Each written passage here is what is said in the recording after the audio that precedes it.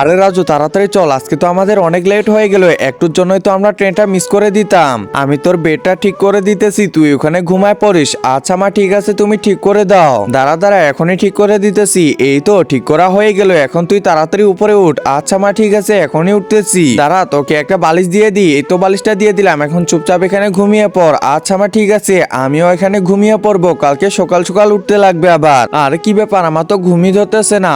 আরে কি ব্যাপার, এই লোকটা আবার কি দেখতেছে এমন করে? নিচে নিচে কি আছে দেখতে লাগবে তো।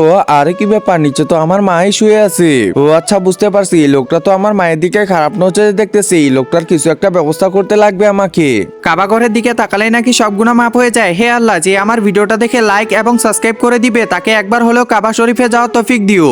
এই তো আঙ্গুল দুইটা এমন করে নিলাম। এরপর এই যে আঙ্গুল দুটো একখানে করে এই যে দিয়ে দিলাম। ওরে বাবা, চোখে আমার কি দিল, এমন ঝালাচ্ছে কেন? ওরে বাবা, আমার চোখটা তো অনেক ঝালাচ্ছে। আঙ্কেল, আপনার চরিত্র ঠিক করেন, বুঝছেন?